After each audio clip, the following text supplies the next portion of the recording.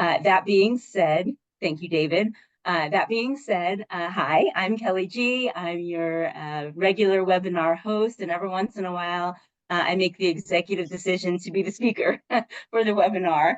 And today is one of my most favorite topics to talk about. If you didn't think I was an odd duck already, you probably will for sure going forward, because Medicare, besides Alzheimer's disease and brain health, is one of my jams. It makes me so excited. I love talking about it. I love helping people understand it.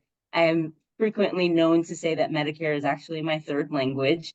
My first, of course, being English, my second being Spanish. And as of 2011, I started to become in 2011 fluent in Medicare. I also can explain Medicare in Spanish. So there you go. If you're not convinced that I love this already, you will be by the end of our time together.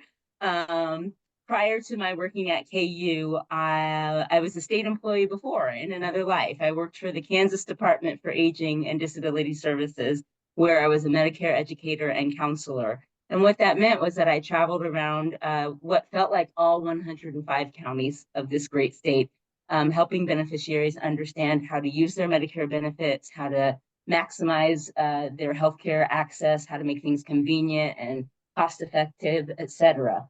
And much like Alzheimer's, when I started in the Alzheimer's field, I didn't know anything about Alzheimer's disease in particular, but I could speak Spanish, and I learned.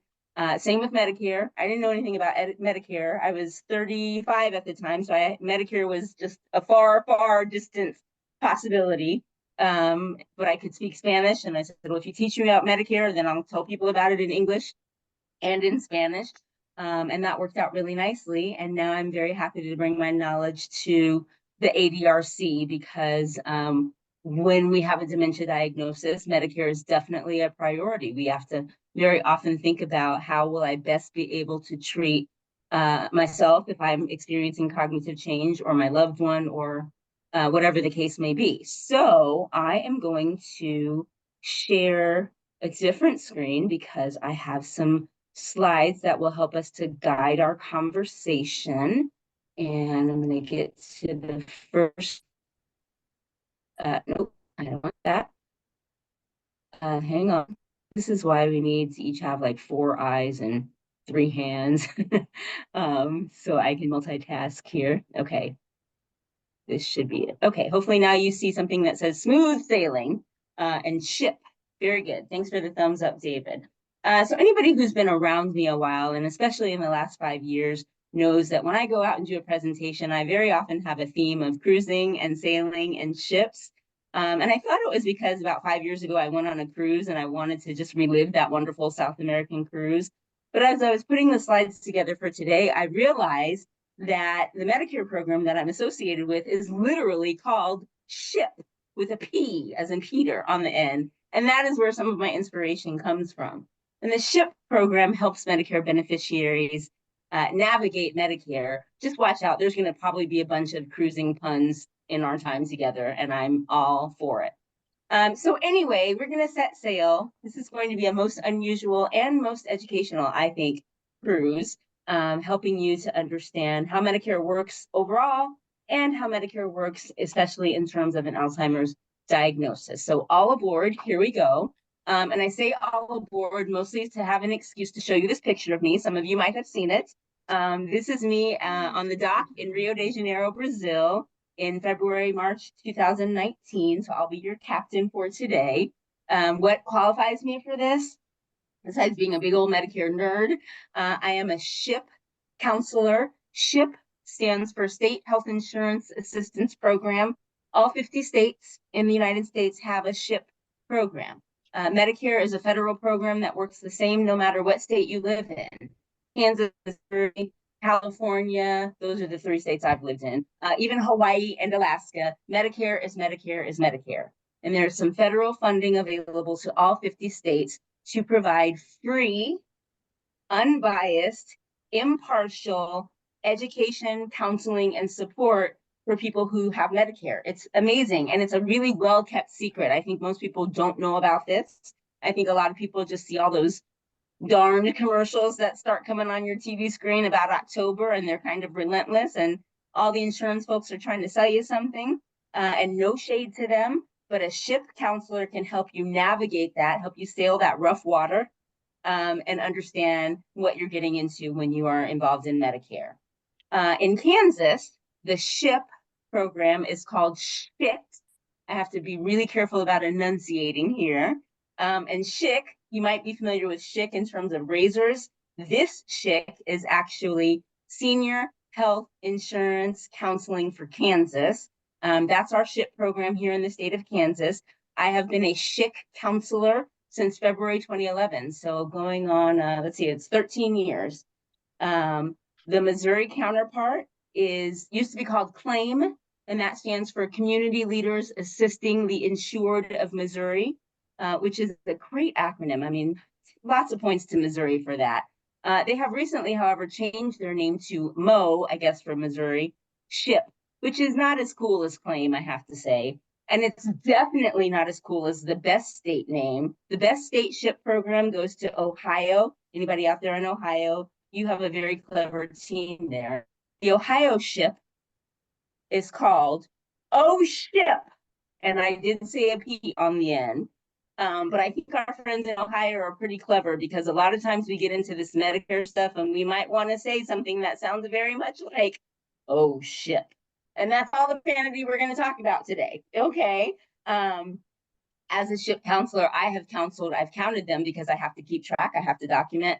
I have had the great fortune of talking to thousands. I mean, like somewhere between at least 1,001 and 2,000 or more Medicare beneficiaries over the last 13 years. And it feels like it's been a real mission of mine to help people access quality health care. And even more fun, I've helped people save millions of dollars, and I have proof of that. And so if I can pat myself on the back a little bit, that is just to tell you how meaningful the SHIP programs are and how important it is to have good health literacy and understand what your benefits are. So with that said, let's sail on to our next stop. Our slide here says 5 things you need to know about Medicare. Well, the truth is I've already told you 5 things. I'd probably tell you 500 more. We don't have that much time. But during our time together, I'm going to focus on what Medicare is and who uses it, what Medicare does and does not pay for or cover, as you saw in the title of today's webinar, Uncovering Medicare. I have to give myself a high five for that one. We'll talk about the Medicare cost, and notice that the S's in cost are dollar signs. That means there is a lot of dollars involved. How to get help understanding, using, and paying for Medicare, and when Medicare open enrollment takes place and what you should do about it. And then, of course, we'll focus on some things you should be aware of in terms of a dementia diagnosis. Okay? All right. Next slide. So what is Medicare and who uses it? The short, easy answer, and if you know me, I don't have short answers for anything. But the short answer is Medicare is health insurance. That's it. It's not anything more mysterious than that. More specifically, Medicare is health insurance for people. Most people who have Medicare are age 65 or more. So Medicare is something that you age into. It's like a really cool, I think, birthday present. But it's also an entitlement program. You've been paying Medicare taxes if you've worked in a job that takes out taxes. You've been paying for Medicare ever since that first paycheck, and you got it and you said, where's my money? Well, some of it went to Medicare, okay? Either that or you're married to someone who did that. So Medicare, you get to be eligible for Medicare based on age and based on employment status, and maybe even based on being married to someone who paid into Medicare. It is possible and more common than you might even realize that people younger than 65 can also be Medicare beneficiaries. Those are people who would be receiving Social Security disability benefits at an age before 65. They can also receive Medicare health insurance, and people who meet other special considerations, 2 of which are kidney disease, kidney failure, end-stage renal disorder, and the other is ALS, Lou Gehrig's disease. Those 2 diagnoses, people can be younger than 65 when they have Alzheimer's disease, because the prognosis of those diagnoses is typically pretty short, and people will need to have access to health care. And so that's why those. Why is Alzheimer's disease not one of those considerations? Oh, don't get me started. That's another conversation for another time. Anyway, so it is possible for people younger than 65 to have Medicare. Most people who have Medicare are over 65. And fun fact, in the United States, every single day, somebody reaches age 65 10,000 times. 10,000 people a day turn 65. And so there's always somebody for me to talk to. This is why I can talk to 1,000 people about Medicare, because 10,000 of you out there turn 65 on any given day. Medicare is divided into 4 parts, named after letters, because the great folks who sat around in 1965 and came up with this scheme thought, how can we provide something really great and make it as complicated as possible? And this is what they came up with. So Medicare is divided into parts A, B, C, and D. This does not apply, the Jackson 5, A, B, C, 1, 2, 3, toss that out. That's not it. It's super complicated, and it has taken me 13 years to feel like I'm an expert on this. And I learn something new all the time. And those parts cover your benefits for being in the hospital, seeing a doctor, prescription medications, and other healthcare needs. I will come back to that. I mentioned already that Medicare is typically available to people because of their own employment or their spouse's employment. And together, you and Medicare pay your healthcare costs. That's a high-level overview. I want to get to some more specifics, so we'll go to our next slide. What Medicare does and does not cover. Things in green on this slide are things that Medicare, yes, covers. Green check mark, thumbs up, green means go. Things on this slide that Medicare does not cover, red letters, thumbs down, X means no. All right, so Medicare overall covers services that are medically necessary. What could that be? Being in the hospital, seeing your doctor, riding in an ambulance, usually, having some lab work done, like checking your cholesterol or your blood sugar, having x-rays, or in many of our situations, having brain scans like MRIs or PET scans, things that you need because of a diagnosis, because of treatment, because of maintenance. Things that are not medically necessary might be something like, I'm smiling a lot, I have a lot of joy in my life, and I got these little wrinkles in the corner of my eye and around my mouth, and I like to not have those wrinkles. That's a sentence I will never say. I think wrinkles are pretty darn cool. But there are some people who might feel like they have a little nip and tuck here and there, and that's generally not going to be something that Medicare considers medically necessary. Here's the thing. You might think removing my wrinkles is absolutely medically necessary. And that's okay for you to think, but you do not get to decide what is medically necessary. Medicare decides what is medically necessary.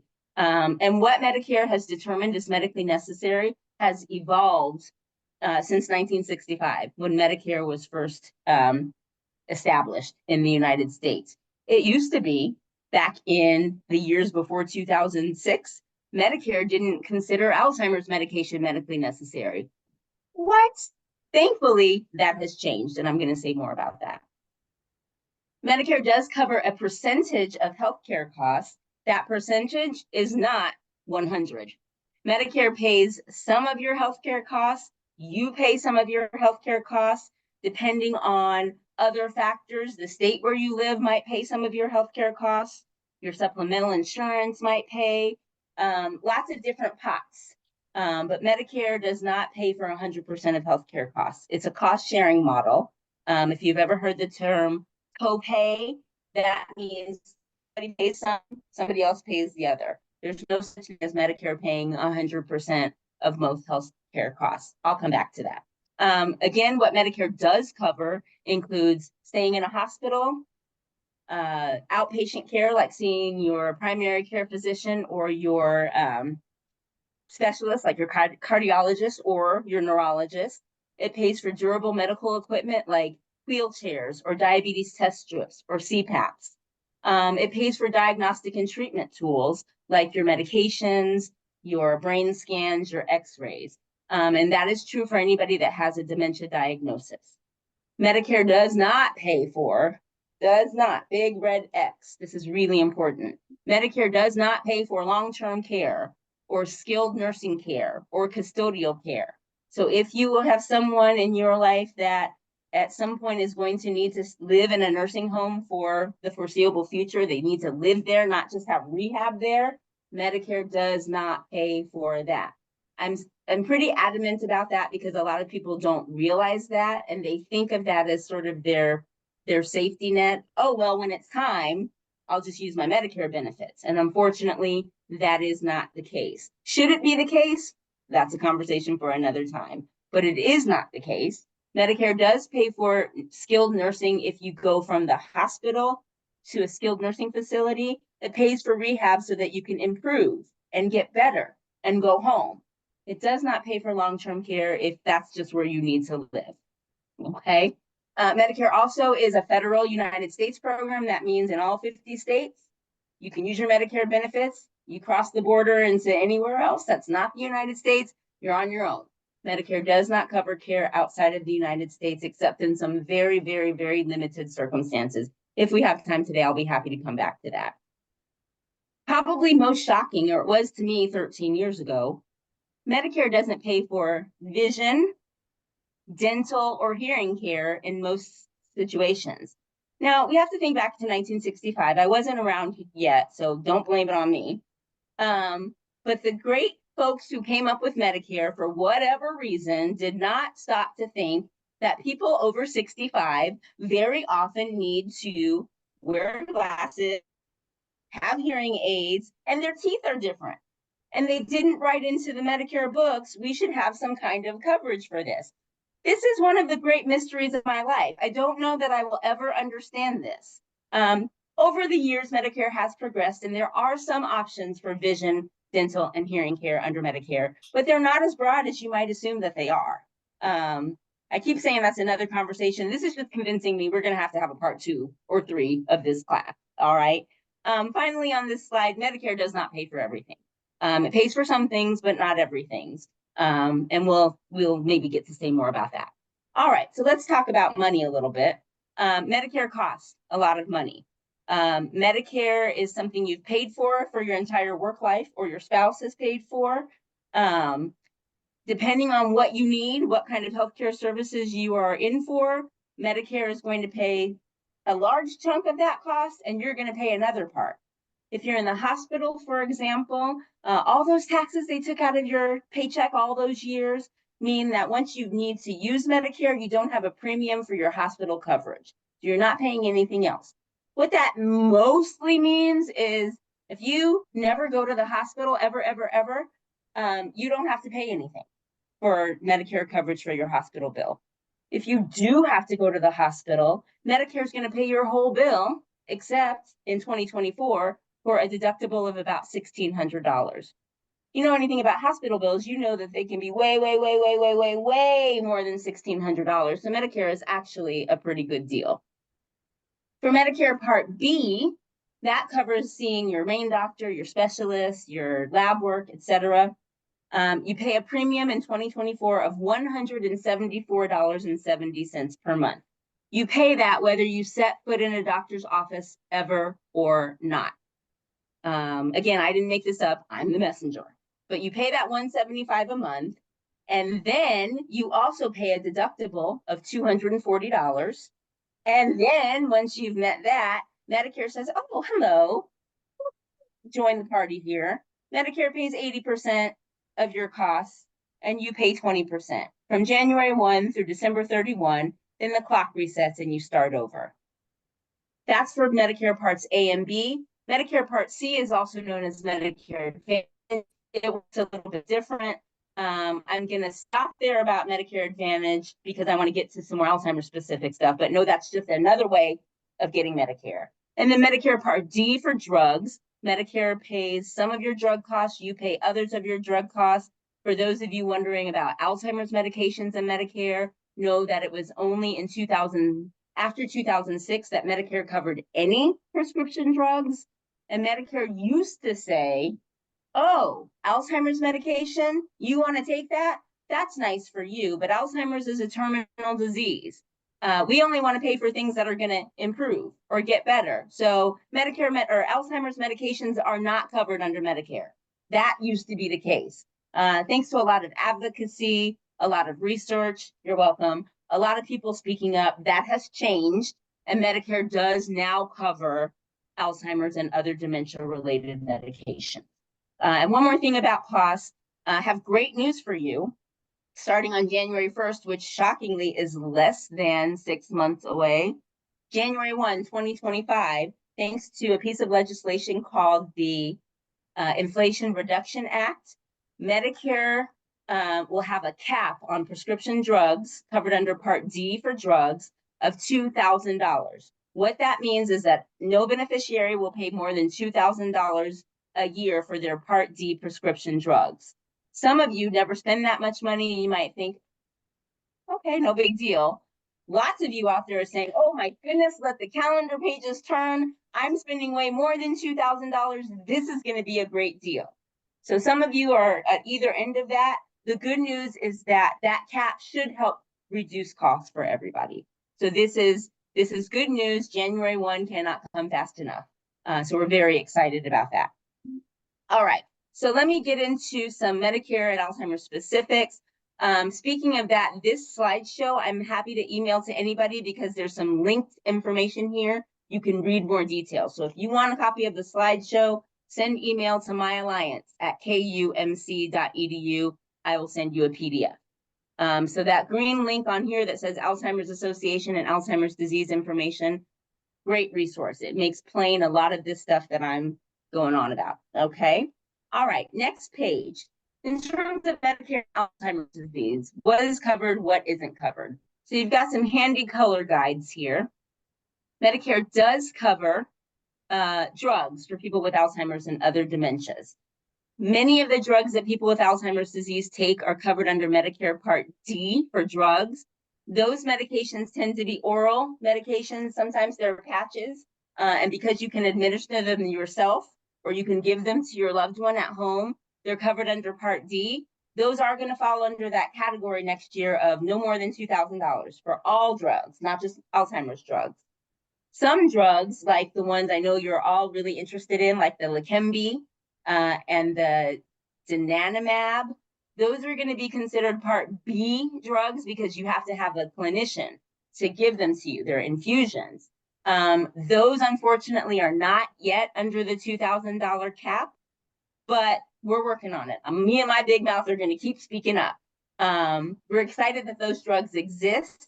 They are covered under Medicare Part B, so they are pretty costly. They are 80% Medicare pays, 20% you pay.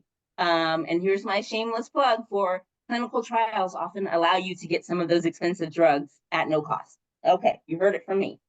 All right, I've mentioned already, Medicare does not cover long-term care. I hope that's clear. Medicare does cover visits to the doctor, the hospital, etc. Medicare doesn't cover medically unnecessary care. Medicare does cover an annual wellness visit. You can go see your physician at least once every year. You should. You're paying $175 a month, whether you do it or not. And that annual wellness visit should include a memory screening. It should be more comprehensive than, have you ever forgotten anything? The answer is yes, I have forgotten something. Everybody forgets. That's not enough to tell you if you have or don't have Alzheimer's disease. You do want to have a longer conversation with your physician about what you might be concerned about in terms of memory, and that should fall under your Medicare benefits. Medicare does cover home health and hospice. Think back a few moments ago, I said Medicare never pays for 100% of anything ever. That's mostly true, except for in the case of home health, following a hospitalization or following a diagnosis of a chronic disease like diabetes. Medicare does pay for home health, like somebody to come and show you how to walk on your new hip or how to administer your diabetes medication. Medicare will pay for that at 100%, not forever, not for the rest of your life. It has to be medically necessary, but the charge for that will be covered 100% by Medicare. Medicare also does cover hospice care, which is end-of-life care, and that includes respite for caregivers. That includes somebody to come and help the beneficiary be comfortable and other things to support comfort care at the end of life. So Medicare does pay for those two things at 100%. All right, we're booking right along. or we're supposed to be. Hang on, we've got a little glitch here. There we go. Medicare has a really exciting new program that I can't wait to learn more about. It's called GUIDE. GUIDE stands for Guiding an Improved Dementia Experience. Remember, I told you Medicare loves letters and numbers and clever little acronyms. So GUIDE is a new program. It's an 8-year pilot. It is going to include care coordination and care management and support for caregivers. And Medicare is going to provide some money. This is so exciting for people who have a dementia diagnosis and who have a caregiver and who are, like most of us, want to stay at home. Don't want to go to a nursing home for lots of reasons, including that nursing homes cost a heck of a lot of money. So Medicare is dipping a toe into this idea of some of our resources to keep people happy at home. What would that look like? So we're really excited about that. It will be what's called a per beneficiary per month financial payment. I know you're wondering, how much is that payment? I'll have to get back to you. I don't know yet, but it is some amount of money that will be supportive of people with dementia and their caregivers, and allow them to stay at home. Participants do have to have a diagnosis of dementia, and they do have to have original Medicare as opposed to Medicare Advantage, and they have to not be in a long-term care facility and not under hospice care, because you get other supports there. So that's a little sneak peek. I'm working on learning more about GUIDE in general and GUIDE in Kansas and Missouri and everywhere else. And we will have an upcoming Medicare or a webinar to talk about what GUIDE will look like. If I can find some expert to come and talk to us, that would be even better. Or I will become the expert. We'll see. But know that Medicare is working on improving support for those with dementia. All right. I know it's time to almost wrap up, but I have to say a couple more things. What if you wandered into this webinar and you don't have Medicare, you're 48 like me, and it's kind of a while off? What do you do? Other insurances will cover Alzheimer's disease needs fairly similarly to Medicare, has been my experience. If you have Medicaid, you probably also can have Medicare, and Medicare and Medicaid work together. That gives me the idea for probably a 4th or 5th webinar about this, but just know Medicare and Medicaid work together. If you have insurance because you're working, or because you're retired, or because some kind of an employment status, those kind of benefits will typically cover Alzheimer's disease. Some of you may be beneficiaries under the Affordable Care Act or the Marketplace. And as far as I know, there are some benefits for prescription drugs, et cetera, under that program. If you are a veteran, thank you. And know that if you are a veteran, and especially if you have something called TRICARE for life, you have the best insurance of all. I wish I could tell you it was free, but it's pretty comprehensive. So know that the VA does really well with covering that kind of thing. If you have no insurance whatsoever, you can get some support from a SHIP counselor about what to do. Susan Jackson, you're a Mo SHIP counselor. I just saw your note in the chat. Thank you. And Misa, you say, what doctor can make a diagnosis of dementia? That depends. Anyone from your primary care physician can be equipped to make a dementia diagnosis. So can, of course, the neurologist, an internist, a geriatric physician, a geriatric psychiatrist, lots of options. So it doesn't have to be anybody in particular. You do not have to see a neurologist to get a dementia diagnosis. You'll probably have something more comprehensive if you see a neurologist, but there are lots and lots of ways to get a diagnosis. All right, so I'm going to go to the next slide. And again, I'll be happy to send these to anybody who wants it. Basically, this slide says Medicare is hard. It's a foreign language. It's expensive. But the good news is there is help available. There's financial assistance available to get drugs at no or low cost. There are SHIP counselors. We just had Susan on our call. SHIP counselors all over the country that can help you out. I'm one of them. You can go to shiphelp.org and look up a SHIP counselor near you. You can email me, and I'm happy to help as much as I can. So don't feel afraid. Don't feel alone. I speak fluent Medicare, and I am here for you. All right. I think I have one more picture. One more picture. I don't know if anybody remembers what they were doing on January 1st, 2020. It was kind of a big deal that year. That whole year was a big deal. But I was on the front page of the Kansas City Star talking about Medicare. This was before, of course, that other little thing called COVID happened. But on January 1st, 2020, there was a front page story on the Star talking about how the Medicare website that helps us figure out Medicare was a big red no. It was not working well, and people were having a hard time. And I talked to a reporter from the Star about what we were going to do about that. Anyway, that's just me saying, look how cool I am. But also, here's where I want to tell you, I've helped more than 1,000 beneficiaries. On average, with my help as a SHIP counselor, I've helped people save about $2,500 a year. That's $200 a month, people. That's, think of all the Netflix you could watch for that much, or all the pet food you could buy, which is a real thing. I know too many people who, have to forego food or medications because they can't afford both. So $2,500 a year is amazing. Even for, if you might be like solidly middle class, would you turn down $2,500 a year? I wouldn't. I even had a beneficiary who had a really extreme case. And because I was able to help him, he saved, he wasn't ever going to be able to pay this much, but we got his costs down from $675,000 for his medications. And he had a long list down to something much more manageable. He would not have had those savings if not for me as a SHIP counselor. So this is really important. Medicare open enrollment is coming up October 15th. It starts October 15th through December 7th is the time you want to really pay attention. Between now and then, we'll probably share some more things in my alliance and on the webinar about what that means, because I want to make sure everybody has what they need. Yes, I can put the SHIP website in the chat. I'm going to stop sailing. Just take one moment to look at this beautiful picture. This is the end of our cruise. We're back at the dock. We're at Copacabana. Anybody in Kansas City, Barry Manilow is coming to the Sprint Center, T-Mobile, at the end of this month, and tickets are only $10. I'm just saying. Okay, I'm going to stop sharing. I know it's past 2:30. It's only 2:33. I didn't do too bad. I think I got to everybody's questions in the chat.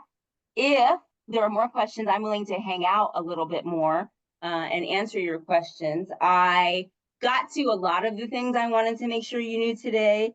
I didn't get to all of them. I'm going to, while I'm thinking about it, put the shiphelp.org is how to get a Medicare counselor. You can put your zip code into that website and find somebody near you. The long link that I had was for the Alzheimer's Association Guide to Medicare. It's too, I don't remember it by heart, so I'm not going to try to put it in the chat. If you Google Alzheimer's and Medicare, the Alzheimer's Association website comes up. The Kansas SHIC website is also not, it's an ugly link. It's not pretty. But if you Google SHIC, Medicare, Kansas, some combination of that, you'll get there. If you see things about razors, you're in the wrong place. So you got to Google SHIC with a K on the end and Medicare, or just email me. I'm going to put my email or the My Alliance email in the chat, and I'll send you the slides and you'll have all the links. Okay. So there you go. Nancy had a horrific fall last year that damaged your teeth and your oral cavity. Will Medicare cover those costs of treatment? Nancy, that's a great question. So Medicare mostly doesn't do dental care except for oral surgery. An oral surgeon typically has a dental degree and a medical degree, so that is typically considered medically necessary. So I can't promise you, Nancy, but your odds are pretty good. If you are having surgery to repair that damage, that's likely to be covered by Medicare. So yes. Also, Medicare Advantage in some situations does provide some dental benefits that original Medicare doesn't. Overall, Medicare doesn't cover a lot of dental stuff, but in some cases it does. The answer to almost every question about Medicare is it depends. It's not always yes, it's not always no, it just depends. I spent 13 years figuring out the ins and outs. So if you're feeling overwhelmed, as at least one of you has said in the chat, you are in good company. And the good news is that I got you. I got some information, and I'm not even the only one of me. There are lots and lots of SHIP counselors, Missouri claim counselors, OSHIP counselors. I'm trying to think. California has a really boring name. It's so boring I can't even think of it. Do better, High Cap. That's the name of it. And it's like something California program. Who cares? Susan says, I keep hearing Medicare Advantage plans are closing down. Is that true? It is. It depends. It is true that in Kansas City, Blue Cross Blue Shield is shutting down some of their Medicare Advantage plans, and we'll have more information about that in October. Medicare Advantage as an entity overall, not that I know of. 13 years ago, I would have told you 75% of people who have Medicare have original Medicare, just straight Medicare, nothing extra, and 25% have Medicare Advantage. These days, 13 years later, it's about 50-50. So Medicare Advantage plans are growing. I don't think they're going anywhere. If you live in Florida, you get some really interesting deals that are really cost effective, but you have to live in Florida. So keep that in mind. But no, I don't think Medicare Advantage plans are particularly going anywhere, with the exception of locally in Kansas City. Some of them are leaving the market. Pat says, which is Medicare Advantage, free or super cheap in comparison to supplemental? So yeah, that's something I didn't even put on the slide because I knew that I wouldn't talk about anything else if I talk about Medicare Advantage versus supplemental.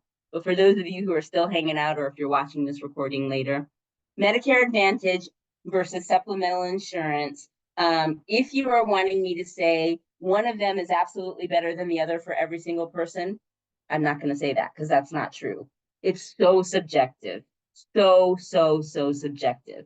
Which one is going to be better for you, or cheaper for you, or more comprehensive really depends on what medications you take, what your health status is, even what your zip code is. For some people, it will be cheaper if you're a woman who doesn't smoke and who lives in Johnson County. It could be that specific.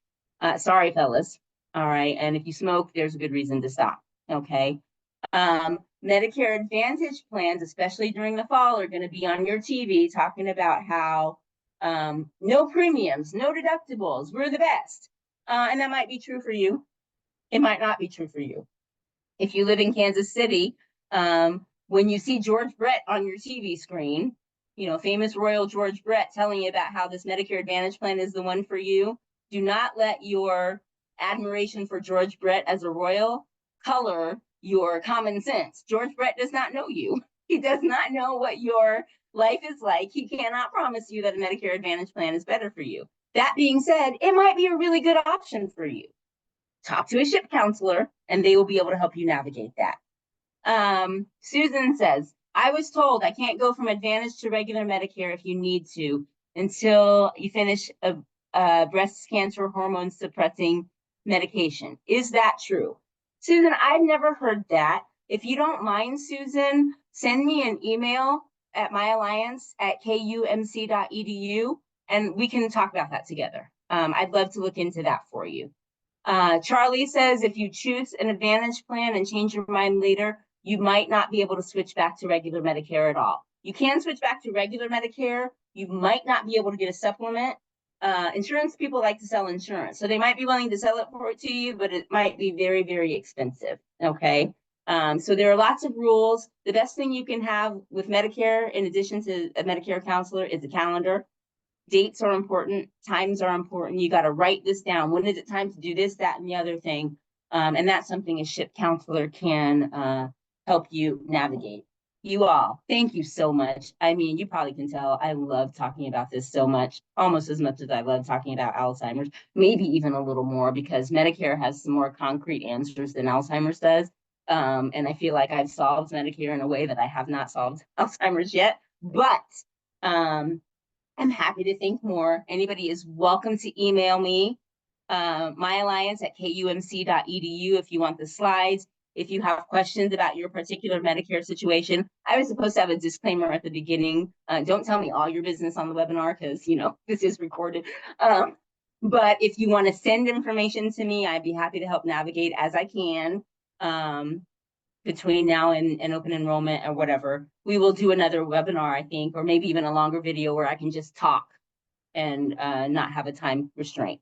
Next week, we are going to have the VA. The Kansas City VA is going to be our guest. They're going to talk to us about a really cool program that is foster care for older adults through the VA.